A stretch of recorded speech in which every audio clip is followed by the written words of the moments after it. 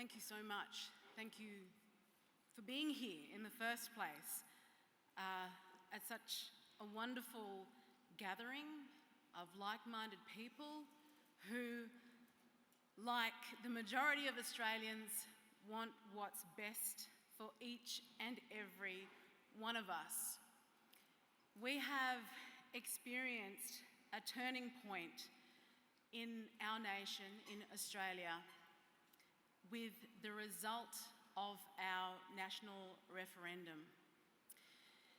It is one that has created hope, that has created unity, that has emboldened everyday Australians to understand that it is perfectly okay to be who you are, to be proud of who you are as an individual, to be proud to be part of a family that should be respected, and a wider community that we should all be proud to contribute to positively.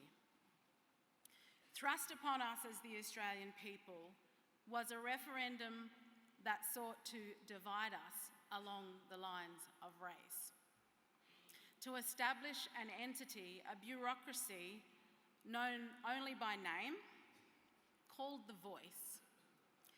But The Voice was based on a premise that Indigenous Australians are inherently disadvantaged for no other reason but because of our racial heritage, and suggesting that only this detailless mechanism could improve the lives of our most marginalised, the lives of those who are closest to me, those who are dear to me, and those that I've grown up alongside and had the lived experience to understand what it is they in fact needed to be able to progress within our society, within a wonderful Western society with incredible values that had become eroded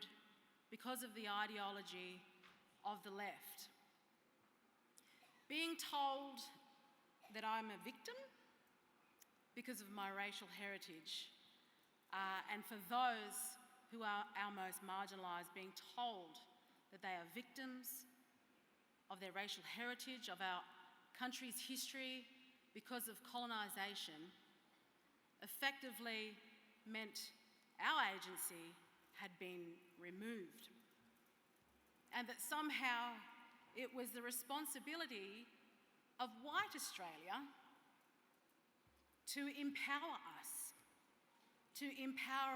through our constitution, that in fact government is supposed to improve our lives. We all know that's not the case, don't we?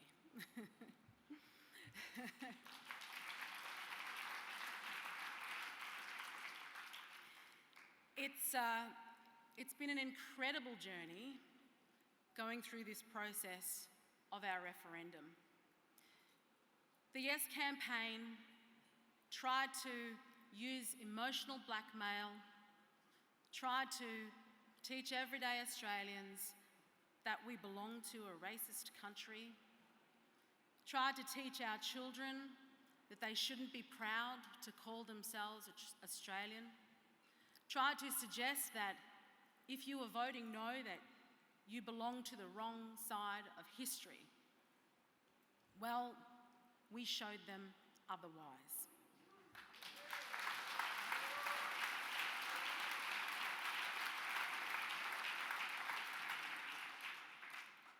I'm personally grateful to my family for choosing to come on this journey with me, to share the target on their back as I did, to establish that this was personal to us, but it also meant it was personal to everybody else's family. Having a Warlpiri mother who was born under a tree, whose first language was not English, who was determined to make a difference within our communities, against all odds, growing up in a patriarchal culture, traditional culture, where she was supposed to become a second wife in an arranged marriage at the age of 13, to radically fight against what was expected of her to become a minister of the Crown in our territory government, certainly has emboldened me to take up this fight. And to have a father who was a white Australian who played a huge role in my life, a family of two different cultures, and now, of course, being married to a wonderful Scozzy and bringing up our 4 beautiful children as a blended family who I can tell you now, in terms of their heritage, are made up of Irish, Scottish, Welsh, English, German, Scandinavian, Chinese, Malay, Indian. There's a great-great-grandfather from Mozambique. I suggested to our boys once that they could make a land claim perhaps on every continent on the face of the earth. But this is Australia. This was our family story, but this story belonged to each and every Australian. And that was the most important element for us throughout this referendum, this David and Goliath struggle. We always ensured that we were prepared to take on this battle and fight with the truth. It has certainly emboldened my colleagues within the coalition. I've been incredibly proud to fight alongside them so that we could ensure that Australians once again knew their value as individuals who have every right to contribute meaningfully to our communities, for the betterment particularly of our most marginalised, who are Indigenous Australians whose first language is not English, who don't have access to education, unlike the elite middle-class Indigenous Australians who are attempting to ensure that there was a transfer of power to an industry built on the backs of the misery of our most marginalised through the Constitution.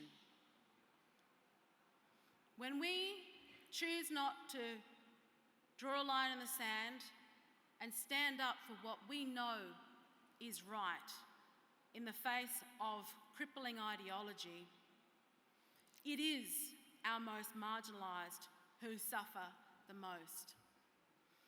And I certainly could not stand back and allow for that to continue. The way forward from here is no more separatism, is no more dividing us along the lines of race, is no more political correctness, is no more identity politics. It's about recognising our capabilities as human beings, recognising that we all have agency, recognising that we don't need another to empower us. We can do that ourselves, and we can do it very well. That is the way forward. That is the better story.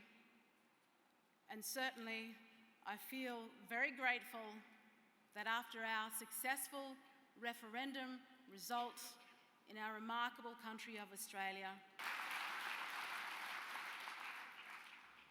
and I'm very proud of Australia, and to the 150 Australians out there today, thank you very much. And if anybody from any other country would like any tips on how to push back on this ridiculous ideology, we're all here to help. Thank you very much.